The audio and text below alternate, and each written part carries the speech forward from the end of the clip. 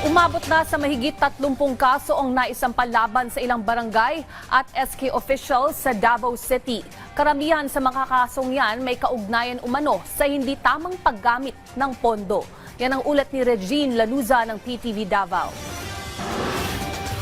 Naisampa sa Committee on Ethics and Good Governance ng 21st Davao City Council ang nasa 35 mga pending cases na kinasasangkutan ng mga opisyal ng barangay at sangguniang kabataan sa Davao City.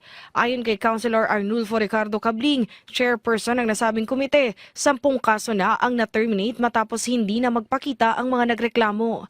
Target ng komite na marisolba ang natitirang kaso sa pamamagitan ng mediation habang ang iba ay inaayos na lamang sa antas ng barangay.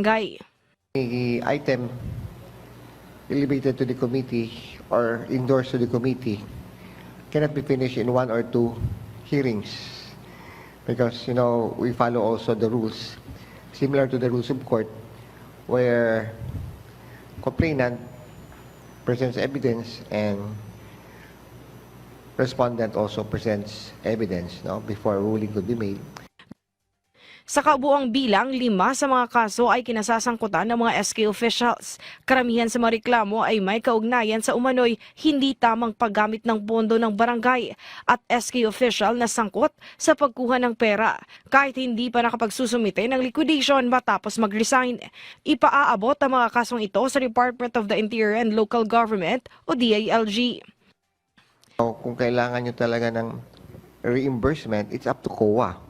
It's up to COA to issue a statement or an opinion that the money expended is disallowed or the expenditures are disallowed.